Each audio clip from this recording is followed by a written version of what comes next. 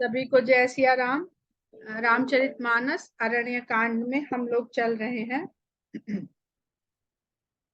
दोहा संख्या 11 के बाद से पढ़ते हैं और अर्थ आगे से नहीं, दोहा संख्या 12 तक हो चुका था, 12 के बाद से पढ़ते हैं और अर्थ वहां से शुरू करेंगे जहां पर कल छोड़ा था। तो ध्यान से आप लोग चौपाइयों को पढ़िए या सुनिए। तब रघुबीर कहा मुनि पाही, तुम हसन प्रभु दुराव कछु नाही। अगस्त्य मुनि से भगवान राम कह रहे हैं, तुम जानौ जहि कारण आयो, तुम जानहु जहि कारण आयो, ताते तात न कहि समुझायो। अब सो मंत्र देहु प्रभु मोहि, जहि प्रकार मारौ मुनि द्रोही। मुनि मुस्काने सुनि प्रभु बानी, पूछे हु नाथ मोहि का जानी। आप मुझे क्या समझ करके मुझसे प्रश्न कर रहे हैं? तुम्हारे ही भजन प्रभाव अघारी, जानो महिमा कछुक तुम्हारी। उमर तरु विशाल तब माया, फल ब्रह्मांड अनेक निकाया। गूलर के वृक्ष और गूलर के फल के द्वारा किस प्रकार अगस्त्य मुनि ने इस ब्रह्मांड को बताने का प्रयास किया। जीव चराचर जंतु समाना, भीतर बसहि न जानहि आना। ते फल भक्षक कठिन कराला, तब भय डरत सदा सो काला। ते तुम सकल लोकपति साई, पूछे हूँ मोहि मनुज की नाई।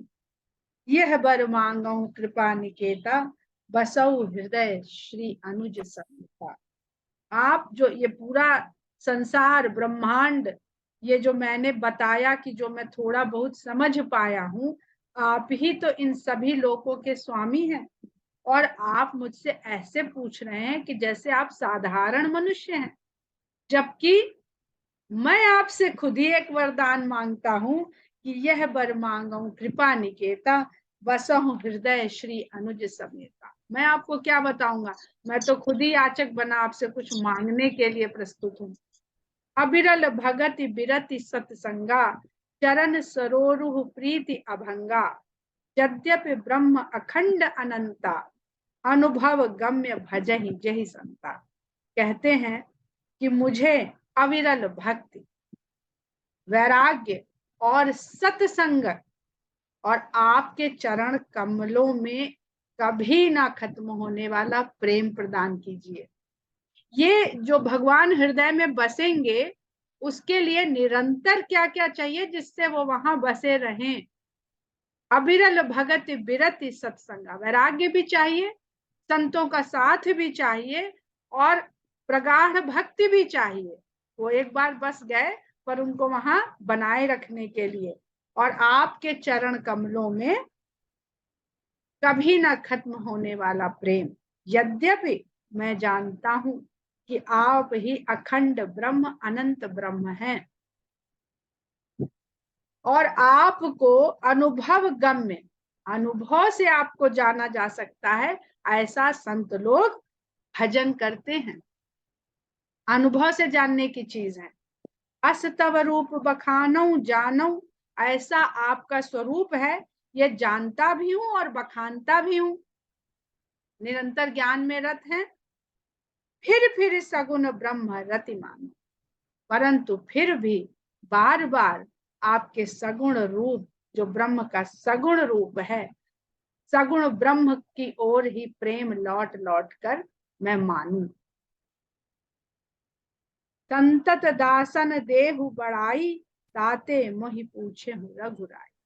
आप संतों को बड़ाई देना चाहते हैं कि इस संसार में संतों की संगत क्यों करें और संतों की क्यों सुने और माने। ये सिद्ध करने के लिए, ये स्थापित करने के लिए आप मुझसे पूछ रहे हैं कि मैं आपको बताऊं कि आप ऐसा ऐसा करो तो ये संसार में स्थापित होगा। कि राम ने अगस्त्य मुनि से जब पूछा तो अगस्त्य मुनि ने उन्हें ये मार्ग दिखाया, ये सलाह दी और ऐसा राम ने किया तो उसका परिणाम इतना सुंदर और सुखद हुआ। क्या सुंदर और सुखद हुआ कि जहि प्रकार मारौ मुनि द्रोही। मुनियों का द्रोह करने वालों को जो मैं मारना चाहता हूँ, ये परिणाम उससे प्राप्त हुआ जब राम ने अगस्त्य मुनि से सलाह ली और उनके बताए हुए मार्ग पर चले। है प्रभु परम मनोहर ठाऊं। तो आप मनुष्य की तरह पूछ रहे हैं और मुझको ये बड़ाई देना चाहते, तो मैं कौन होता हूँ अपने हक से इस चीज को हटाने वाला? जो आप मुझे दे रहे हैं वो तो मुझे ले ही लेना चाहिए। इसलिए है प्रभु परम मनोहर ठाऊं, पावन पंच बटी तेहि नाम। पास में ही बहुत सुंदर स्थान है, पवित्र है, जो पंचवटी के नाम से जाना जाता है। 5 वट वृक्ष से घिरा हुआ स्थान, इसलिए उसे पंचवटी कहते हैं। अब देखिए, अगर हम संख्या की नाम बात पर आते हैं कि रामायण में संख्याओं का क्या महत्व है, तो फिर हमको एक संख्या यहाँ दिख जाती है कि 5 वट के वृक्ष। अब यहाँ पर ये चिंतन का बिंदु है कि ये 5 वट वृक्ष हैं क्या। तो जैसे जैसे हम लोग पढ़ेंगे और सभी लोग जो यहाँ पर हैं इस दिशा में जैसे जैसे चिंतन करेंगे, तो धीरे धीरे हम लोगों को समझ में आएगा कि 5 वट वृक्ष का तात्पर्य क्या है। दंडक बन पुनीत प्रभु करहु, उग्र साप मुनि बर कर हरहु। इस प्रकार वहां पर निवास करते हुए आप दंडक वन को पवित्र कीजिए, क्योंकि ये निशाचरों से भर के बहुत दुष्टता को प्राप्त हो रहा है, यहाँ का आचरण सब प्रदूषित हो गया है, उसको पवित्र करिए। और गौतम ऋषि के द्वारा शापित जो ये भूमि हो गई है, उस शाप को भी आप दूर करिए, हर लीजिए।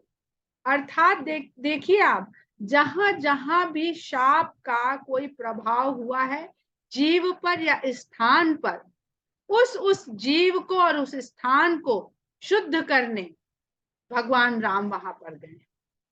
अर्थात क्रोध के द्वारा या दुराचार के द्वारा या गलत आचरण के द्वारा जितने भी विकार हैं उनके द्वारा चाहे जीव संक्रमित हो जाए या स्थान संक्रमित हो जाए, उसको दूर कौन कर सकता है? राम का वहां पर पहुंचना। और राम क्या है ये अब आप लोगों को बताने की आवश्यकता नहीं, आप जानते हैं कि राम क्या है। तो वो चाहे हृदय में आ जाए, चाहे चरणों से वहां आ जाए, चाहे निवास स्थान बन जाए, हमारे हृदय में जब राम बसेंगे तो हम राम जैसा आचरण करेंगे ना। हृदय में राम को बसा के रावण जैसा आचरण तो हम नहीं कर पाएंगे। इसके लिए जो एक छोटी सी कथा है कि रावण मायावी था और सीता जी का हरण करके जब अशोक वाटिका में रखा, तो सारे उसने प्रयास कर लिए, पर सीता को अपनी तरफ मोड़ नहीं पाया, उनकी भावना को, कि सीता उसकी बातों को मान ले। तब रावण को किसी ने सलाह दी कि तुम तो शायद मंदोदरी ने ही सलाह दी थी, ये नहीं याद आ रहा है, कि तुम इतने बड़े मायावी हो और तुम्हें क्या देर लगती है, तुम जाओ और राम का रूप रखो। सीता जिनकी प्रतीक्षा में इतने दिनों से व्याकुल हैं, वो देखते ही तुम्हारे आके लिपट जाएंगी। तो रावण ने कहा, तुम्हें क्या लगता है मैंने ऐसा प्रयास किया नहीं, लेकिन जैसे ही मैं राम का रूप धारण करता हूं, रावणत्व तो मुझसे छूट जाता है, मैं फिर छल कर ही नहीं पाता हूं। तो यही अर्थ होता है राम को हृदय में बसाने का, कि रावण भी जब खाली राम का वेशभूषा ले लेता है, तो वो उससे रावणत्व छूट जाता है जो स्वयं रावण है। तो कहते हैं, दंडक बन पुनीत प्रभु करहु, उग्र साप मुनि बर कर हरहु, बास करहु तह रघुकुल राया। रघुवंश के राजा आप वहां जाकर के वास करिए, कीजय सकल मुनिन पर दाया। और राजा का क्षत्रिय का धर्म होता है सबकी रक्षा करना।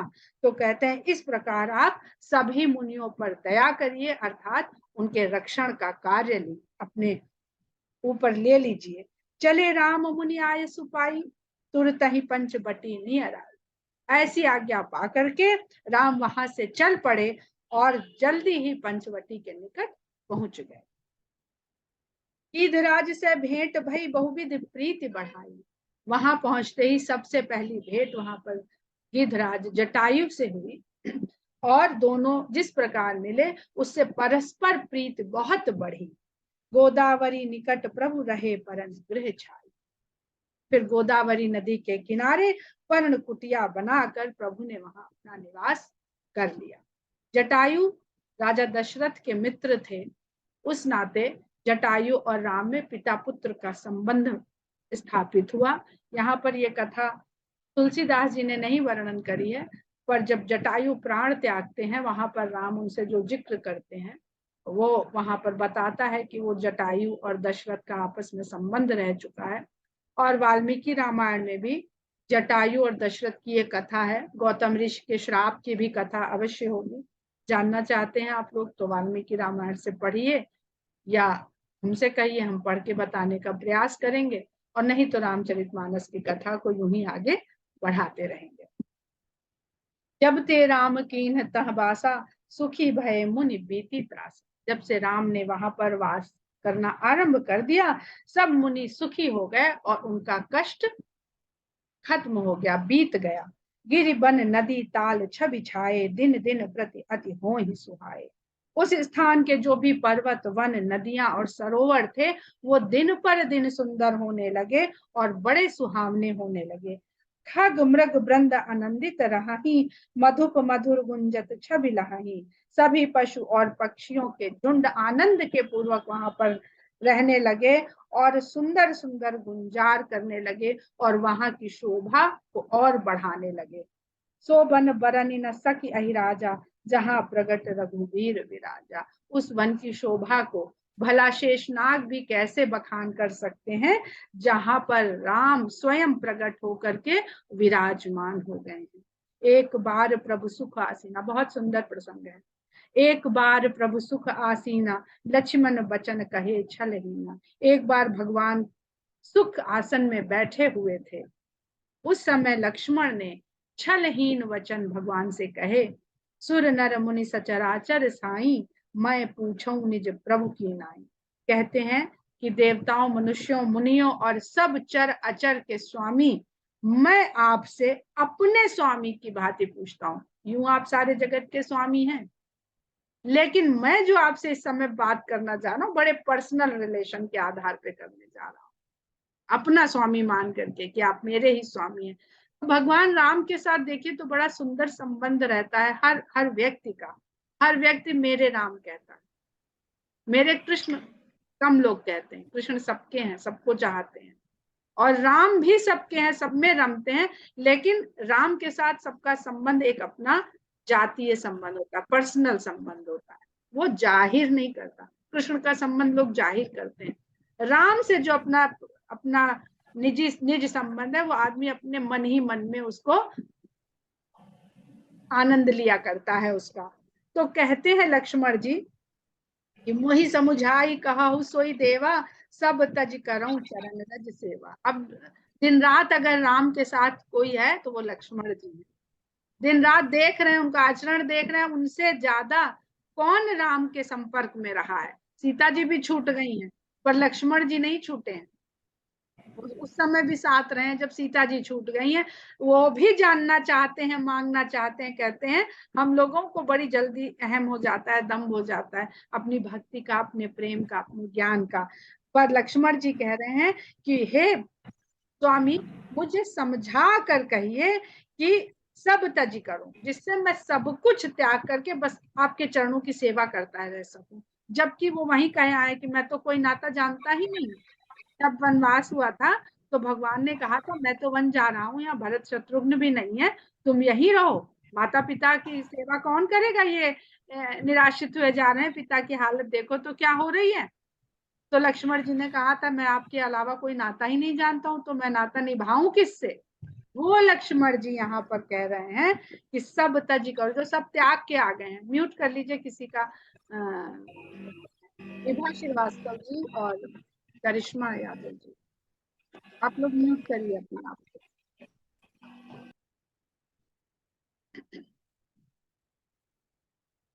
कहु ज्ञान विराग अरुमाया, कहु सो भगत करहु चहि दाया। आप मुझे ज्ञान वैराग्य और माया के बारे में समझाइए और भक्ति के बारे में भी समझाइए। जो कहु सो भगति, कौन सी भक्ति, वो भक्ति बताइए। करहु जहि दाया, जिसके कारण आप सब पर दया करते हैं। अब देखिए यहाँ पर कौन सी बात है जो ध्यान आकर्षित करने वाली है। तुलसीदास जी ने वन गमन के समय कहा है कि ऐसा लग रहा है जैसे जीव और परमात्मा के बीच में माया चल रही है। और पर्णकुटी में कहा है कि ऐसा लग रहा है राम लक्ष्मण और सीता जब विराजमान है कि ज्ञान वैराग्य और भक्ति विराजमान है। और पर लक्ष्मण जी यहाँ उल्टी बात पूछ दिए हैं, कह रहे हैं कि ज्ञान विराग और माया। ज्ञान विराग के साथ तो भक्ति विद्यमान है।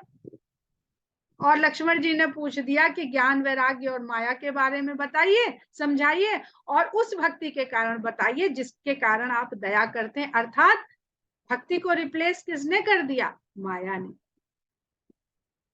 तो इस संसार में अगर भक्ति छूट जाती है तो वो किसके कारण छूटती है? वो ये चौपाई बता रही है, माया के कारण छूटती है।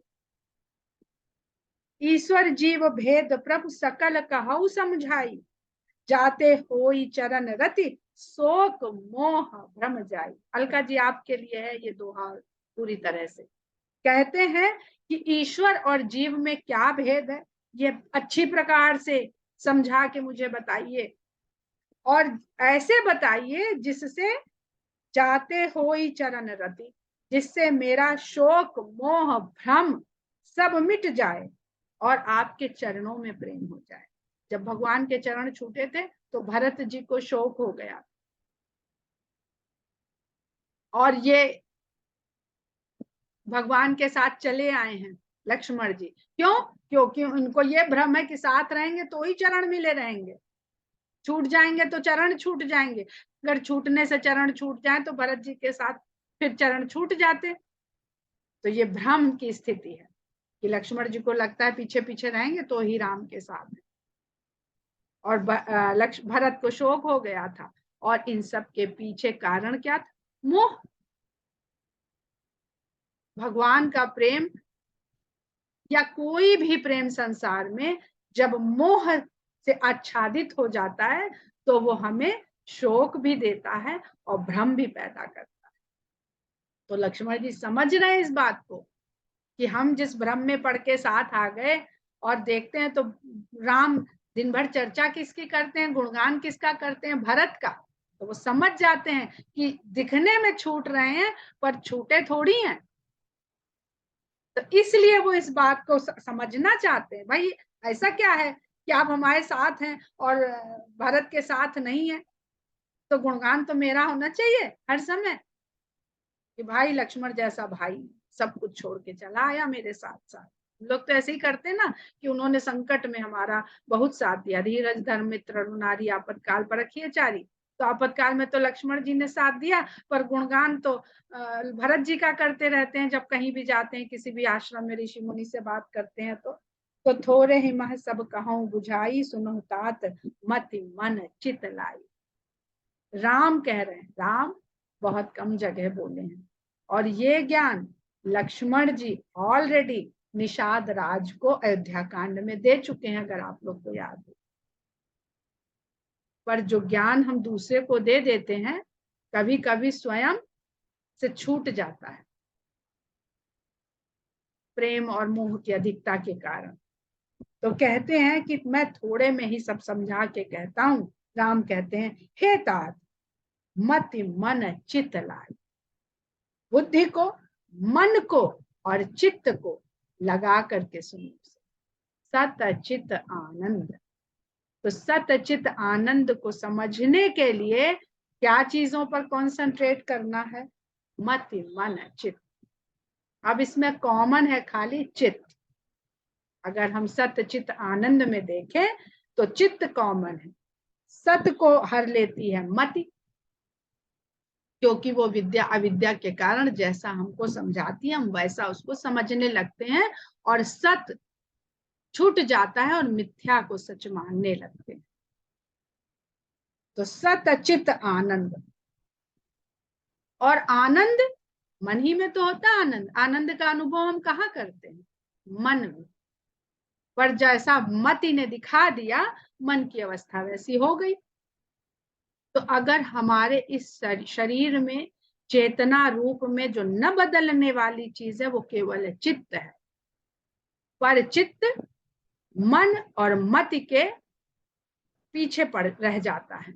आगे हो जाती है हमारी मति, और मति के अनुसार हमारा मन जैसा हो गया वैसा चित्त तक पहुंच ही नहीं पाता है। सत्य जो भी है, प्रेम जो भी है। मैं अरु मोर तोर तय माया, जही बस कीन्हे जीव निकाया। जब कहते हैं ध्यान से सुनो, तो कहते हैं मैं अरु मोर तोर तय, मैं और मेरा, राम मेरे हैं और मैं राम का हूं।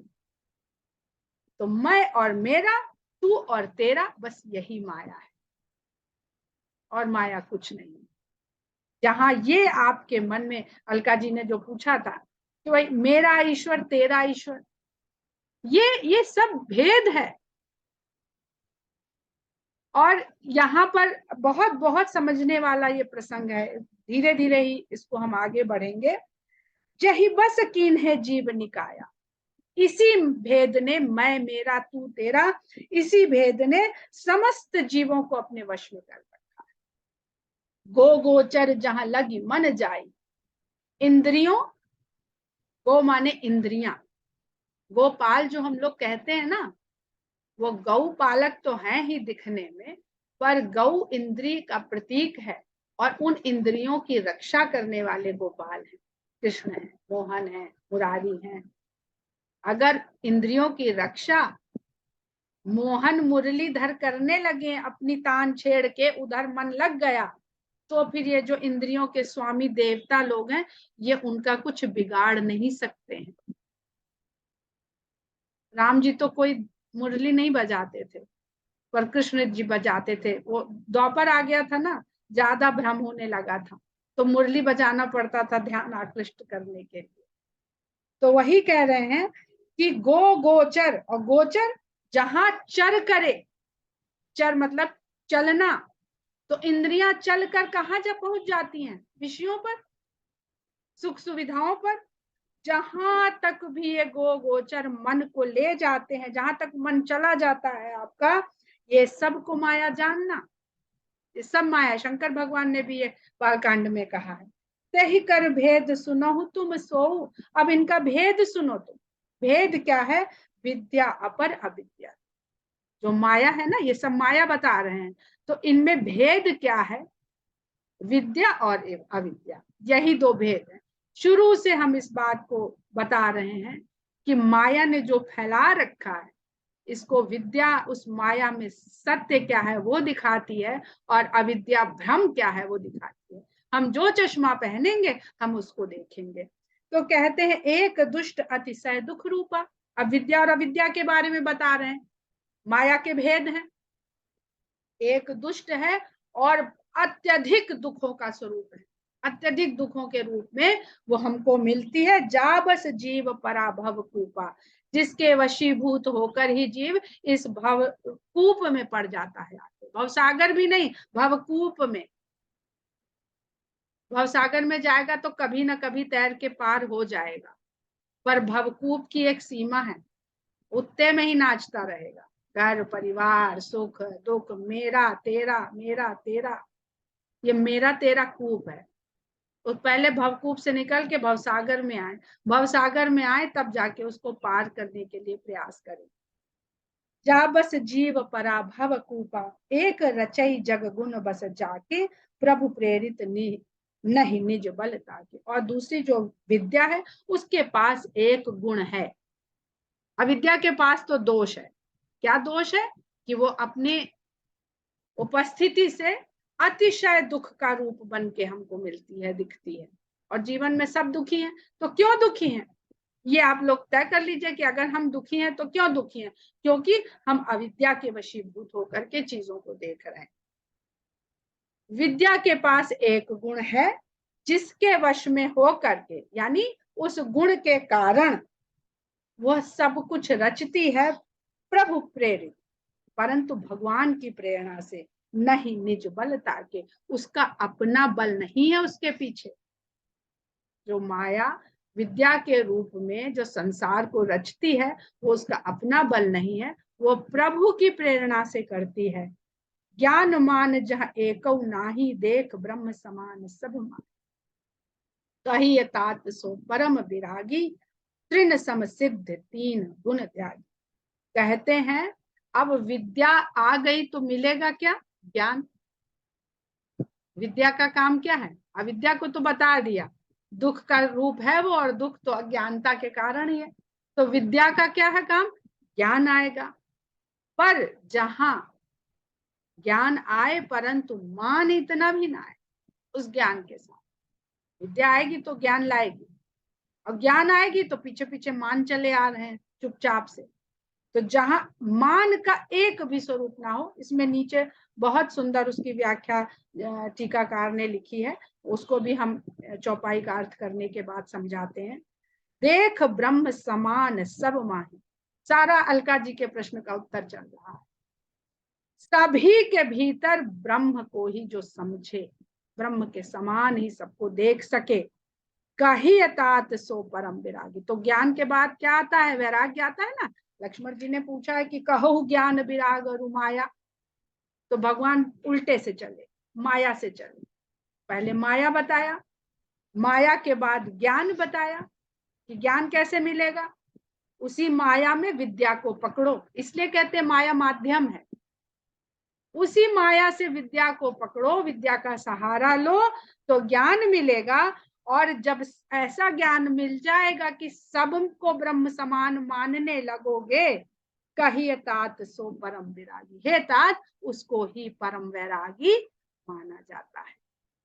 तो जो भाव हम लोग बात करते हैं उसके लिए बहुत जरूरी है वैराग्य। वैराग्य है नहीं, हम लोग सब मोह माया में जकड़े हुए, इसलिए हम अलग अलग सब देवी देवताओं को, भगवान को, संतों को, परमात्मा को, जिसको भी अलग अलग समझते रहते हैं। इसीलिए तुलसीदास जी कहते हैं जब हम अखंड स्वरूप को समझने लायक हमारे भीतर क्षमता है ही नहीं, तो हम अलग ही बने रहे ना, हम जीव बने रहे और उसको परमात्मा मानते रहे, क्योंकि हम हैं कमतर।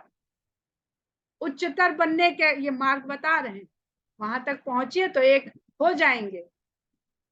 तृण समसिद्ध तीन गुण त्यागी। और इस ज्ञान के कारण जितनी भी सिद्धियां, अर्थात सत्य को सत्यापित करके सिद्ध कर लिया उसने कि ये सत्य है, ये सत्य है, ये सत्य है, सब जान लिया है। यही सिद्धियां हैं कि जो सत्य सिद्ध हो गया। विज्ञान यही करता है ना, सत्य को सिद्ध करता है कि पृथ्वी गोल है तो वो सिद्ध करता है, पृथ्वी सूर्य के चक्कर काटती तो इसको वो सिद्ध करता है। तो इस इन तरह की सभी सिद्धियों को और तीनों गुणों को, सत्य रज तम, इन सबको तिनके के समान त्यागने की जिसके अंदर क्षमता हो, ऐसे व्यक्ति को परम वैरागी माना जाता है। अब मान के प्रकार बताए हैं इस चौपाई में, नीचे ध्यान से आप लोग अगर टीका वाली रामचरितमानस है तो जरा मान के प्रकार सुनिए, पढ़िए, और अनुपम जी के जो प्रश्न थे या जो शंकाएं थी उसका यहाँ पर समाधान है, उत्तर है। जिसमें मान, दंभ, हिंसा, क्षमा राहित्य अर्थात क्षमा करने की क्षमता न हो, टेढ़ापन, आचार्य सेवा का अभाव, अपवित्रता, अस्थिरता, मन का निग्रहित ना होना, मन का एक निग्रह पर ठहर न जाना, इंद्रियों के विषय में आसक्ति, अहंकार, जन्म मृत्यु जरा व्याधि में जगत में सुख बुद्धि, बुद्धि में सुख को भोगने की इच्छा बने रहना। कैसे? जहां जन्म है, मृत्यु है, बुढ़ापा है, बीमारी है, हम उस संसार में सुख की तलाश करते हैं।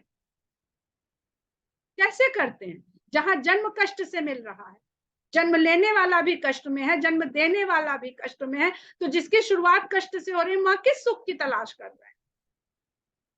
जन्म मृत्यु जरा व्याधि में, जो बीमारी से घिरा हुआ, व्याधियों से घिरा हुआ जगत है, हम नहीं, पूरा जगत ही है। सुख बुद्धि, वहां पर बुद्धि में सुख का होना, स्त्री पुर घर आदि में आसक्ति।